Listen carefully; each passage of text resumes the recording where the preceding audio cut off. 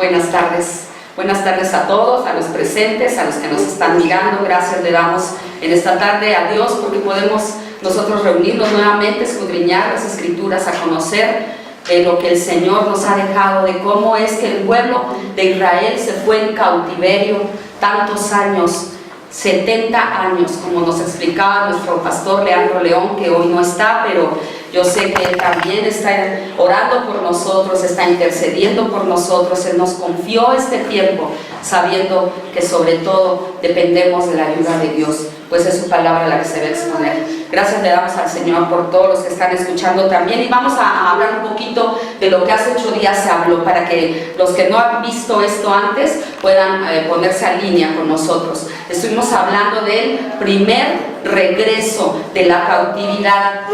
Fue Zorobabel a quien Dios levantó como líder. Allá, estando en cautividad, él, a través de Ciro, el rey de Persia, Dios movió el corazón de Ciro para que él ayudara al pueblo de Israel a regresar. Dios había hablado a través de sus profetas, sobre todo de Jeremías, diciéndoles 70 años atrás que si ellos no se volvían al Señor, si no se arrepentían de esa idolatría que estaban practicando de los pueblos que los rodeaban, Él los iba a llevar en cautiverio, los iba a mandar a una nación que no iba a ser su nación.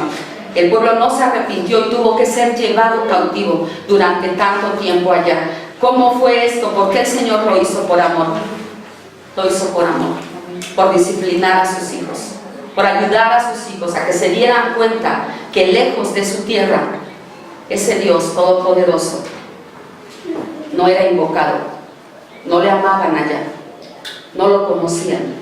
Pero aún allá, estando en cautiverio, el Señor les levanta a Zorobabel. Zorobabel, en el primer retorno a Jerusalén, es el líder de este pueblo. Ahora vamos a ver el segundo retorno. Este está a cargo de una persona prominente, de una persona que está cerca también del rey actual. Ya no es Ciro, pero está un rey ahora allá donde están de cautiverio. Y entonces Dios levanta a este varón y lo dispone para que traiga al segundo remanente. El regreso del pueblo de Israel nuevamente a su patria se va a dar en 3 etapas. Así como cuando fueron llevados cautivos, fueron llevados en 3 etapas, ahora también el Señor los va a traer en 3 diferentes etapas, en 3 diferentes tiempos. Zorobabel viene y empieza a restaurar en Jerusalén el templo que estaba caído. Hubo muchas luchas, hubo muchas cosas que le impedían, pero él, en donde está, en el tiempo en el que están reconstruyendo el templo, en ese tiempo, en ese mismo tiempo, cuando se está reconstruyendo el templo, entonces Dios levanta a Esdras y lo trae en el segundo contingente. Vamos a ver hoy los años, en este segundo regreso, los años intermedios. ¿Qué pasó en los años intermedios? De entre que están construyendo Zorobabel el templo y viene Esdras con ese contingente. ¿Sí? Vamos a ver también el viaje que van a emprender, que no va a ser nada fácil. Vamos a ver los casamientos mixtos que se van a ejecutar una vez que el pueblo se instala en su tierra. Vienen con costumbres que no son del pueblo elegido de Dios, que no manda el Señor. Vamos a ver ese tema también, los casamientos mixtos, que son problemas ocasionados grandísimos al pueblo de Israel. Y vamos a ver la disolución de estos mismos casamientos. Bueno, hermanos, Dios les bendiga. Como anteriormente se les ha explicado, ¿verdad? Nos toca redactar el segundo regreso del pueblo de Israel a Jerusalén. Entre la dedicación del templo y la llegada de Esdras a Jerusalén hay un lapso de 58 años. Esto se narra en el libro de Esdras del 7 al 10. El capítulo 6 de Esdras termina en el año 516 a.C. Esdras mismo entra en la escena en el capítulo 7 en el año 458 a.C. En estos dos capítulos, el rey actual es el rey Asuero. ascendió al trono en el año 485 al 465, lo que quiere decir que el libro de Esther se narra en este tiempo también. Hacia fines de este intervalo, la espiritualidad decayó debido a que el pueblo actual no conocía acerca de la enseñanza del libro del Pentateuco, el cual el Señor le dio a Moisés para poder instruir a su pueblo anterior. La nueva generación no sabía del fervor de sus padres y abuelos. La desidia y la debilidad los llenaba a ellos, y por falta de fe es que siempre andaban en una descendencia espiritual. Es decir, los judíos no cumplían estrictamente la ley de Moisés, por lo que Jerusalén marchaba nuevamente hacia la decadencia.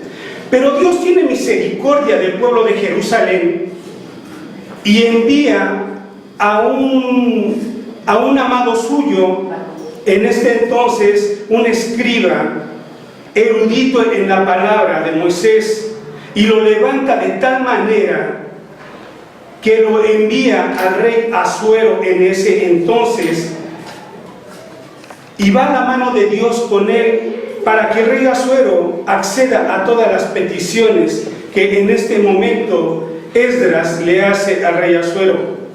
No tanto, el rey Asuero lo dota de muchos bienes para poder acudir a Jerusalén, diciéndole que todo aquel que quiera acompañarlo lo puede hacer. Él convoca a varones, aproximadamente una cantidad de 1800, pero también van sus familias con ellos. Entre ellos van sacerdotes, levitas, cantores y algunos otros hombres que se dedicaban al servicio del templo. ¿Por qué Dios escoge a Esdras? Porque es muy diligente, un hombre diligente en la ley de Moisés. ¿Para qué lo escoge a él? Para que él pueda guiar al pueblo actual, ya ignorante de la palabra, porque en los tiempos actuales ellos estaban como esclavos. Entonces no la palabra de Dios se les daba directamente. Pero ahora levanta a Esdras y les va a mostrar él sus estatutos y decretos.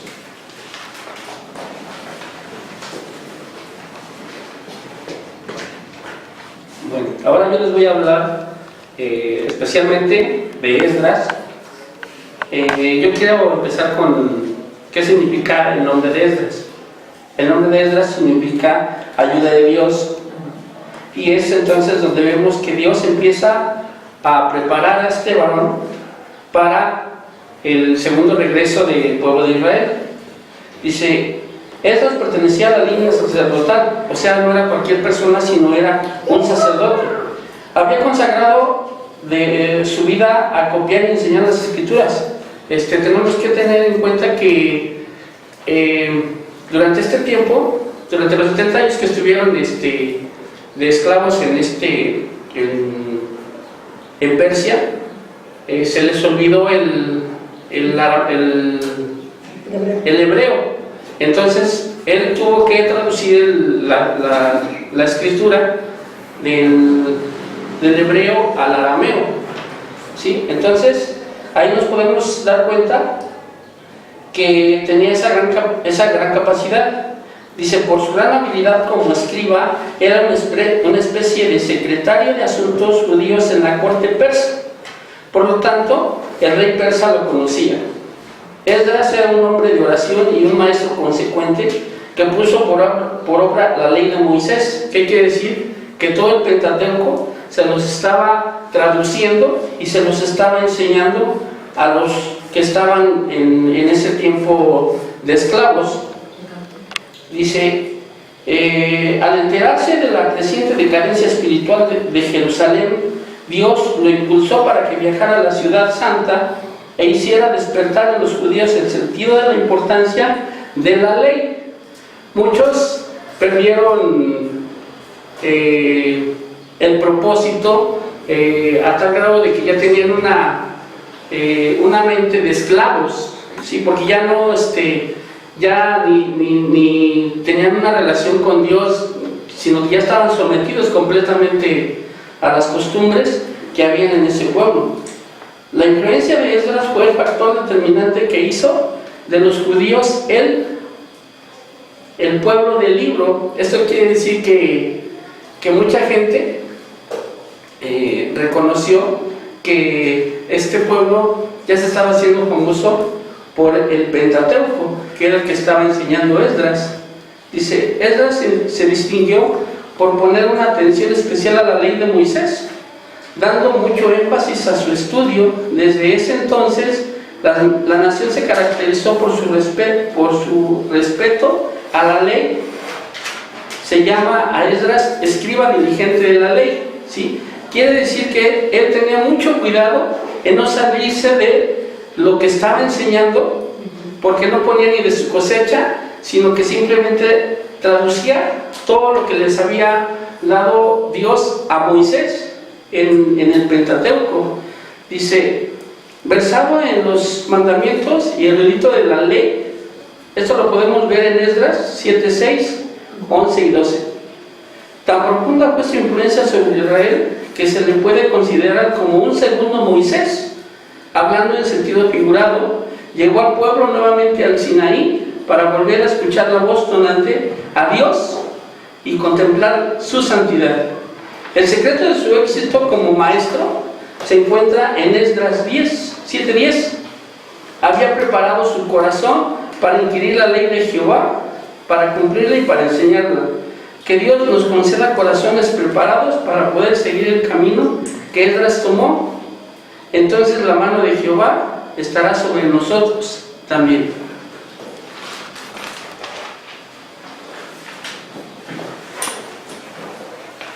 ¿Qué tal? Bueno, más que nada voy a entrar con el segundo regreso de los judíos a Jerusalén. Más que nada se puede ver la mano de Dios en todo. Todo se basa en la mano de Dios. Todo es por la mano de Dios. Todo es por lo que Dios pone en la vida de Esdras. Y veamos, viaje de Esdras a Jerusalén. Cuando Esdras presentó su solicitud, Artajerjes, rey de Persia, Dios predispuso el corazón del monarca para que éste le favoreciera. El rey no solamente concedió el permiso para retornar, sino que también dio órdenes para que estos recolectaran dineros y bienes para el templo, y eximió a los funcionarios del templo de pagar impuestos. Además, autorizó a Esdras a ejercer jurisdicción sobre todas las colonias judías situadas al oeste del Éufrates. Esdras recibió autoridad para hacer cumplir las leyes de Jehová. Podemos ver que todo lo que Esdras tenía planeado para servir a su Dios, Dios se lo permitió, y todo aquel que busque hacerlo bien ante Dios, Dios va a poner su mano favorable hacia él. Vuelvo a recatar, la mano de Dios estaba sobre Esdras. Se habla primeramente en el capítulo 7:6 de Esdras, y eso se vuelve a recapitular en los siguientes versículos.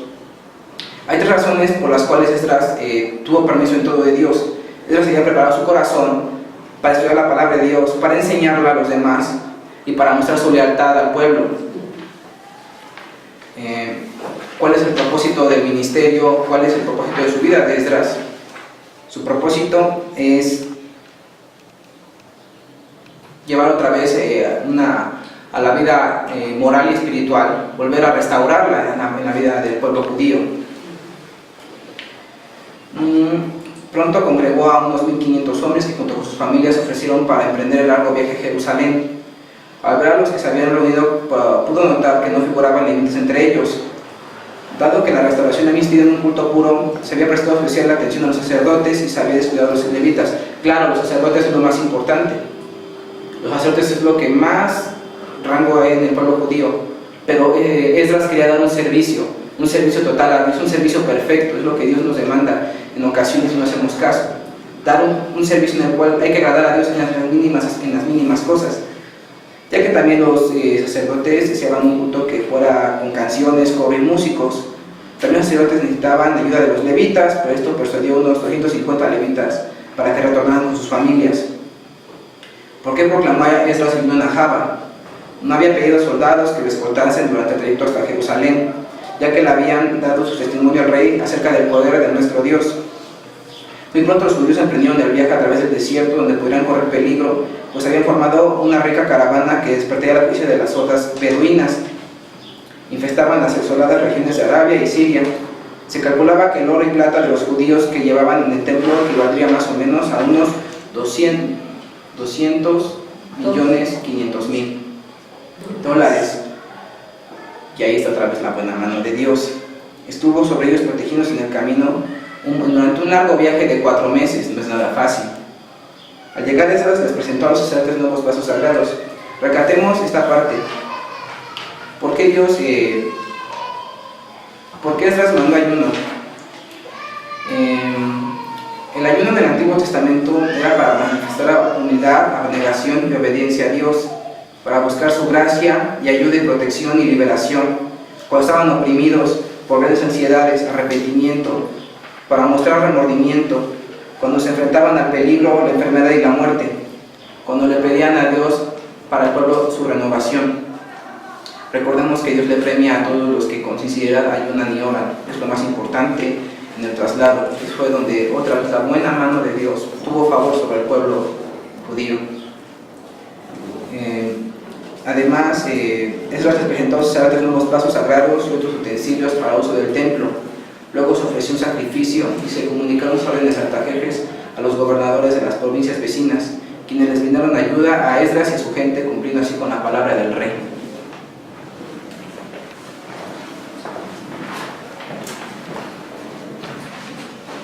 Yo les voy a hablar sobre la reforma de Esdras en el capítulo 9 y 10. Dice: todo empezó cuando un grupo de los jefes del pueblo informó a Esdras que algunos de los repatriados, o sea, miembros de la familia del sumo sacerdote y oficiales civiles, se habían casado con personas extranjeras, con mujeres que no eran del pueblo judío. Esto era una violación a la ley de Moisés. Esto lo podemos corroborar o comprobar en Deuteronomio 7, 1 al 5. Dice: Dios lo prohibía no por prejuicios raciales, sino porque esto llevaba a la idolatría. Y un claro ejemplo de esto fue la vida de Salomón, que tenía más de 1000 mujeres, esposas y concubinas, las cuales lo llevaron a levantar altares en los lugares altos para sus dioses.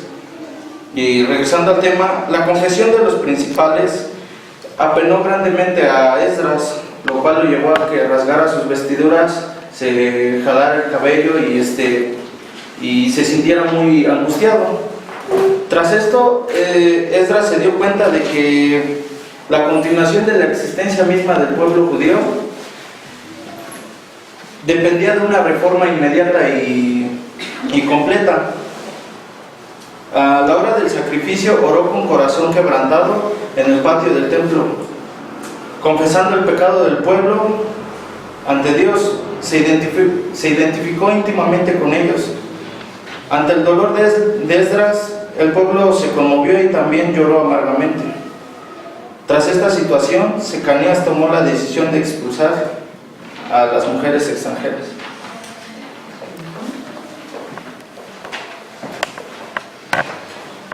Yo les voy a hablar un poco de Secanías. Secanías, hijo de Jael, de los hijos de Elán, y dijo a Esdras: nosotros hemos pecado contra nuestro Dios, pues hemos tomado mujeres extranjeras de los pueblos de la tierra, mas a pesar de esto aún hay esperanza para Israel. Secanías reconoció que el pecado existía y propuso que los culpables despidieran a sus esposas paganas juntamente con los niños que éstas les dieron. Era una medida drástica que en verdad rompería muchos hogares y causaría grande sufrimiento a las mujeres y a los mismos niños. Pero ahora que hacemos remembranza, estos siervos ya tenían mujeres con las que habían llegado a ese lugar, y estos abandonaron sus hogares por irse con mujeres extranjeras más jóvenes.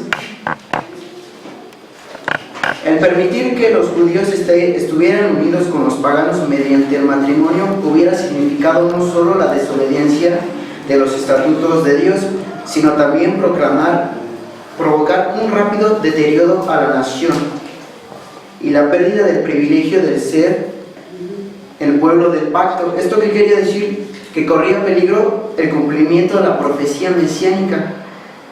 Dependía de que se mantuviera separado el pueblo. El pueblo tendría que estar separado de todos los pueblos, porque era el pueblo santo de Jehová. Esdras convocó a asamblea a todos aquellos repatriados que moraban en Jerusalén y sus alrededores.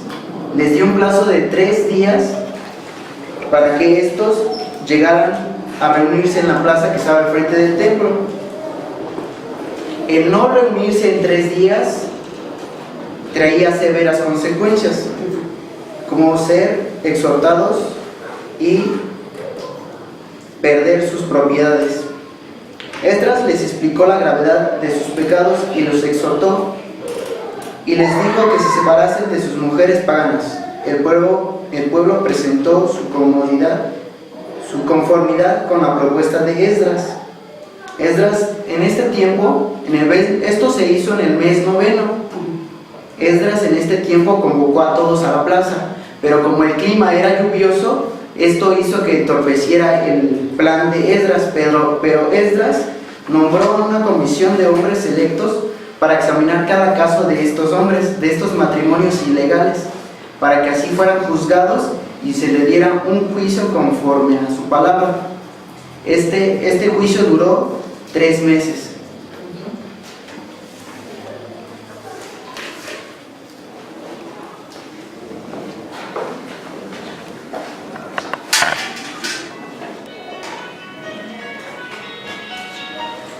No hay que echar la culpa a Esdras por romper los hogares, sino a los hombres que contrajeron estos matrimonios, desafiando la ley de Moisés. Porque recordemos, hermanos, que en la ley de Moisés, en Éxodo 23, 32 y 33, Dios le había dicho a Moisés que no hiciera alianza con ellos ni con sus dioses. En tu tierra no habitarán. O sea, fue algo que le recalcó Dios: en tu tierra no habitarán, no sea que te hagan pecar contra mí sirviendo a sus dioses, porque te será tropiezo. ¿Sí? Entonces ellos lo sabían, no estaban ignorantes de esta ley, pero desafiaron la ley del Señor, la ley de Moisés. Además, en Malaquías parece insinuar que algunas de esas uniones mixtas fueron contraídas a costo de que los maridos se divorciaran de sus primeras cónyuges. El único requisito para divorciarse era por adulterio. No creo que las mujeres de ellos fueran adúlteras, pues eran unas mujeres de honestidad, puras. Mas sin embargo, las mujeres paganas pues no tenían censura alguna y fueron como dice la palabra, de labios mentirosos, ¿sí? Entonces ellos se divorciaron de sus primeras, de su esposa original, cosa que a Dios no le agradaba. En Malaquías lo podemos corroborar, ¿sí? Y dice la palabra así. En Malaquías 2:11 dice: prevaricó Judá y en Israel y en Jerusalén se ha cometido abominación, porque Judá ha profanado el santuario de Jehová, que él amó, y se casó con la hija de Dios extraño. A tal grado hicieron los sacerdotes hacer cosa desagradable a Dios. En el 15 dice: no hizo él uno habiendo él en él abundancia de espíritu. ¿Y por qué uno? Porque buscaba una descendencia para Dios. Guardaos pues de vuestro espíritu y no seáis desleales con la mujer de vuestra juventud. Malaquías recalcaba eso, que no fueran desleales. ¿Por qué dejaron a sus esposas, la mujer de su juventud, por irse con otras más jóvenes tal vez? Dice: y el total de culpables que se casaron con mujeres extranjeras fueron 114 hombres, incluyendo una porción de sacerdotes relativamente alta. Los sacerdotes habían formado un 10% de los repatriados, pero el 15% de los culpables eran sacerdotes. Qué triste era esto, y era necesario que Dios a través de Esdras hiciera algo, ¿sí? Entonces Esdras juntamente con Secanías lo reconocieron: nosotros hemos pecado contra nuestro Dios pues tomamos mujeres extranjeras, aunque no directamente ellos, pero dijeron, tomamos mujeres extranjeras, y era necesario sacar a esas mujeres, aun con todo el dolor de ellos, pero para que no se contaminara su corazón. Dice, aquí Kinder comenta que si ni los antepasados ni el oficio puede garantizar la rectitud. Así es, mis hermanos. Eso es todo. Vamos a hacer una pequeña escenificación para checar todo lo que acabas de ver de la escritura. Dice en Esdras 7, que fue mencionado hoy muchas veces, este capítulo del 7 al 8, el 9, son muy importantes para que podamos entender esta parte. Dice, Esdras subió de Babilonia, era escriba diligente en la ley de Moisés que Jehová Dios había dado a Israel, y les concedió el rey todo lo que pidió, porque la mano de Jehová su Dios estaba sobre Esdras, y con él subieron a Jerusalén algunos de los hijos de Israel y de los sacerdotes, levitas, cantores, porteros y sirvientes del templo, en el 7º año del rey Artajerjes. Y llegó a Jerusalén en el mes 5 del año 7 del rey, porque el día 1 del primer mes fue el principio de la partida de Babilonia, y al 1 del mes 5 llegó a Jerusalén, estando con él la buena mano de Dios. 4 meses fue el viaje que recorrieron, y llegaron gozosos, llegaron contentos. Ahí vemos al sacerdote, ahí vemos a los levitas, a los cantores. Vemos cómo están gozosos de haber sido rescatados de la cautividad, rescatados de haber estado 70 años sirviendo en otra nación, hablando ya el idioma de otra nación, no siendo libres, no estando en su tierra. Le damos gracias a Dios, damos un aplauso a los chavos. Sí.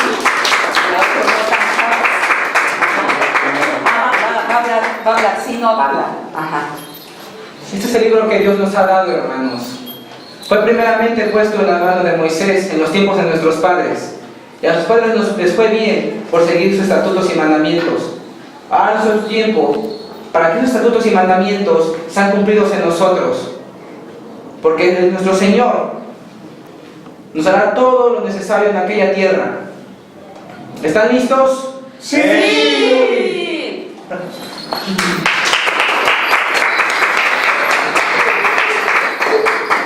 Bueno, como pueden verlos, se prepararon, buscaron, indagaron. Hoy quiso nuestro pastor Leandro León que fuera de una forma, esto fuera expresado diferente, que fuera más ameno, que fuera algo que pudiera quedarse más en nuestra mente, tanto de nosotros como de la gente que nos mira, para que podamos tener mejor amplitud sobre lo que viene más adelante.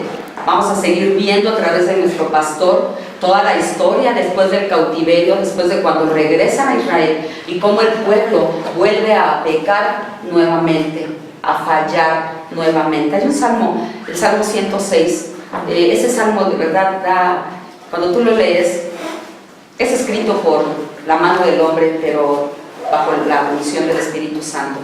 Y hay partes en ese salmo donde el Señor vuelve a decir que vuelven a llamarlo, vuelven a clamar a Él en medio de su angustia, en medio de su pecado, y el Señor vuelve a tener misericordia. No estamos muy lejos de vivir lo que este pueblo vivió. A veces estamos en cautiverio, a veces estamos muy cómodos. La Escritura nos enseña, no se mencionó, pero nos enseña que muchos quisieron quedarse, muchos no quisieron regresar.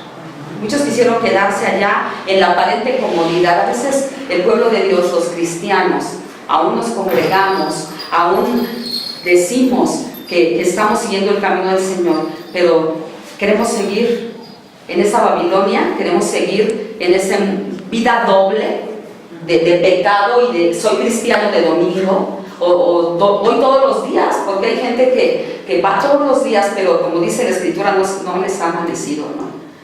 ¿Cuál es nuestro trabajo? ¿Cuál es nuestra enseñanza a través de Esdras? Esdras se propuso en su corazón enseñar diligentemente la ley del Señor que se le había olvidado al pueblo, tanto que se les olvidó hasta su idioma. Nos explicaba nuestro pastor las clases pasadas que una de las estrategias del diablo, Satanás, es que perdamos nuestra identidad, que dejemos de comprender que somos hijos, hijas de Dios, que tengamos mentalidad de propiedad de Dios. Y a veces tenemos mentalidad de ser propiedad del mundo, o de lo que el mundo enseña, o de lo que el mundo dice, o lo que tu escuela enseña, tus maestros, lo que la gente donde tú te desenvuelves, desarrollas, ellos se quieren imponer. Mucha gente está en cautiverio, como veíamos, y quieren quedarse ahí o quieren vivir en esa comodidad. El Señor es experto en sacarnos de nuestra comodidad. Él es experto en decirnos: despiértate para que te resplandezca, para que resplandezca la luz de Cristo en tu vida. Vamos a hacer un recuento de todo lo que hablaron. Ahorita estos jóvenes, damos gracias a Dios nuevamente por la vida de nuestro pastor que nos da oportunidad. Yo sé que esto, más que una letra, como dice la palabra de Dios, la letra mata, ¿verdad? Pero el amor vivifica, el espíritu vivifica. Y yo creo que en esta clase no se nos va a olvidar este tema, por lo que ustedes participaron. Yo sé que no es fácil, pero lo hicieron muy bien, de verdad todos lo hicieron muy bien, cada quien en la parte que les correspondió. Estamos hablando del segundo regreso, y ¿quién fue el líder? Fue Esdras. ¿En qué año fue ese regreso? En el 458. ¿Cuántos años estuvieron cautivo el pueblo de Israel? ¿Cuántos años? 70 años. 70, fíjense, nos explicaban la semana pasada, los que se fueron chiquitos pues llegaron ya grandes, ya viejitos, venían jubilosos. Ustedes vieron ahorita en la escenificación, pues había jóvenes, pero había no tan jóvenes, pero tampoco de 70 años, ¿no? O más. Los que se fueron chiquitos, pues llegaron de más de 70 años. Y los que se fueron ancianos, los que se fueron ya grandes, pues allá murieron, pero siempre tuvieron, dice la palabra de Dios, cuando el Señor hiciera volver la cautividad de Sión, seremos como los que cantan, nuestra boca se llenará de risa, nuestra lengua de alabanza. Ellos tenían ese anhelo, esa esperanza de un día regresar a su tierra. Yo tuve la oportunidad de ir a Monterrey. Ay, qué calor, 42 grados allá. Les juro así que cuando yo llegué a México, bajándome del avión, quise besar el piso, de verdad, y le decía a mi esposo: gracias a Dios que estoy aquí. México lindo y querido, ¿no? Digo, Monterrey también es, pero el clima ya no, para mí es muy extremoso. Imagínense cómo se sentían ellos. En el desierto. Pasaron 4 meses en el desierto, pero yo creo, dice la Escritura, se les hizo corto. Se les hizo corto porque venían jubilosos, venían contentos y además venían bien cargados. Sí. El rey Artajerjes mandó cartas en donde le dio autoridad a Esdras, donde le eximió a toda la gente que pagara, ya no pagaran tributos. Todo ese tiempo la gente, los extranjeros, la tierra extranjera donde estaban, la gente les dio bienes, les dio joyas, iban supercargados. Ahora esas ovejas sí tenían dinero, ¿verdad? Llegaron, venían bien cargados. ¿Para qué? Para que pudieran instalarse. Dice la Escritura que en cuanto ellos llegaron, lo primero que hicieron fue levantar un altar. Nosotros, ¿cómo lo podemos poner a nuestros días? El Señor abre las puertas de los cielos, abre las ventanas literalmente de los cielos. Nos saca de esa cautividad donde estábamos en las drogas, en la prostitución, en el adulterio. Estamos hablando de hombres que dejaron a sus esposas, y créanme, es con gran tristeza, como lo ha dicho también nuestro pastor, que se habla de pastores que han caído, de líderes que han dejado a sus esposas. Es lo mismo que ocurrió aquí. Y estamos hablando de 2014. Líderes que perdieron el suelo, piensan que son dioses o que merecen todo. Decía Fabiola, y lo decía bien, no debían de haber hecho eso, dice, dejar a sus esposas con las que vivieron su juventud, esposas que vieron cómo fue creciendo su familia, cómo fue creciendo su relación, y de repente ven mujeres extranjeras, más jóvenes, porque eran más jóvenes. No eran unas mujeres que eran unas mujeres maduras, o eran mujeres jóvenes por las que cambiaron. Y vemos con tristeza que en nuestros tiempos está sucediendo también. Y no solo fuera, sino también en el pueblo de Dios. Y también mujeres que están dejando al esposo de su juventud, al esposo que con él vivieron enfermedades, dijeron hasta la muerte, ¿verdad? Pero vieron otras mujeres más jóvenes porque creen que son muy guapos. O las mujeres creen que son muy guapas, ¿no? Es que es la tentación. Es el diablo vestido de mujer, en el caso de los hombres. Literalmente es el diablo vestido de hombre en el caso de las mujeres que engañan al esposo, ¿no? Es literalmente, si tú te dejara ver Dios aquí en aquellas personas, ¿verdad? Que se están dejando a sus esposas o a sus esposos, aún dentro de la congregación, aún dentro de las congregaciones, no estoy hablando de Alto Refugio, pero si el Señor pudiera abrirles los ojos, verían literalmente al diablo, y no creo que quisieran tener nada con esa persona. No creo que quisieran tener, a menos de que quieran tener alguna relación con Satanás, ¿verdad? Porque es eso, precisamente. Eran mujeres más jóvenes, no dejaban a sus esposas hebreas por feas.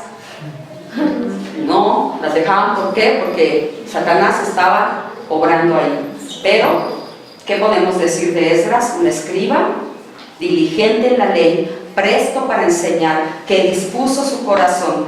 Esperemos, como leía Armando hace rato, que también nosotros podamos disponer nuestro corazón para enseñar diligentemente de acuerdo a lo que enseña la palabra de Dios, de acuerdo a lo que el Señor estipula, y entonces va a haber bendición, porque cuando es la palabra de Dios la que se cita, el Señor es glorificado. Vemos que este segundo regreso ocurre en algunos años intermedios entre la llegada de Zorobabel a Israel, que son 58 años, y en la entrada de Esdras a Jerusalén nuevamente. 1500, 1800 personas más o menos aproximadamente son las que entraron con él, con sus familias. En el primer viaje de regreso fueron bastantes personas las que entraron. Murieron 70,000 personas en esas luchas que hubo allá en Babilonia. 78,000 personas. Regresan en el primer contingente, en el segundo contingente, en el tercer contingente. ¿Qué quiere decir? Que a pesar de todo, el pueblo de Israel seguía siendo fructífero, aún en aquella tierra. El Señor cumpliendo su palabra dada desde Abraham, que iba a multiplicar su descendencia como la arena del mar, como las estrellas del cielo. Donde quiera que esté un creyente, donde quiera que esté un cristiano, un hijo de Dios que disponga su corazón, va a haber multiplicación de todo. Él va a ver en su vida multiplicación, en su vida espiritual, en su familia, en todas las áreas va a haber multiplicación. El Señor quiere un pueblo, ha escogido un pueblo, te ha escogido a ti y a cada uno de los que nos están mirando. Dios ya nos ha escogido con un propósito. El propósito de Esdras era la reforma, reformar al pueblo, restablecer al pueblo, entrando a Israel, a Jerusalén, restablecerlo en su vida espiritual y moral. ¿Por qué moral? Porque vemos que estaban engañando, estaban dejando a sus familias.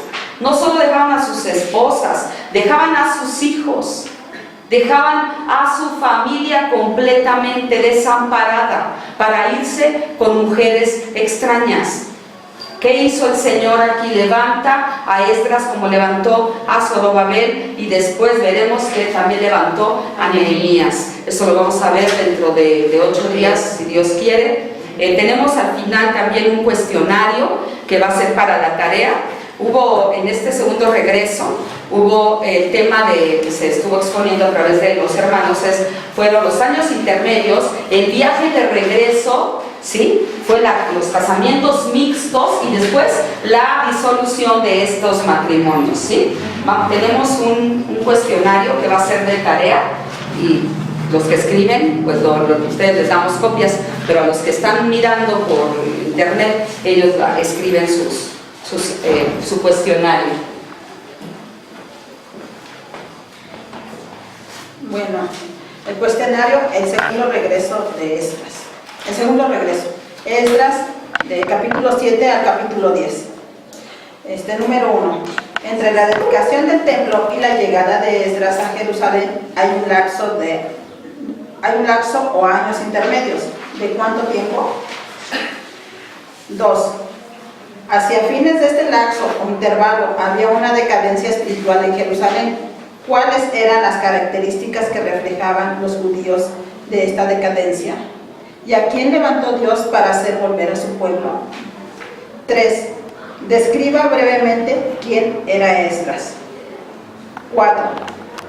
¿Cuál fue el factor determinante que hizo de los judíos el pueblo del libro? 5. ¿Cuál fue la misión o empresa de Esdras? 6. ¿Qué beneficios otorgó el rey Artajerjes al rey de Persia, a Esdras, al permitirle retornar a Jerusalén? 7. ¿Por qué se había descuidado a los levitas y cuán importante era para Esdras? 8. ¿Cómo pudieron ver los judíos la buena mano de Dios en su largo viaje de regreso? 9. ¿Cuál fue la confesión de los príncipes que formaban un grupo de los jefes del pueblo al venir a Esdras? ¿Y de qué se dio cuenta Esdras? 10. El permitir a los judíos estar unidos con los paganos, ¿qué hubiera significado? Estas son las preguntas. Muchas gracias y hasta la próxima semana.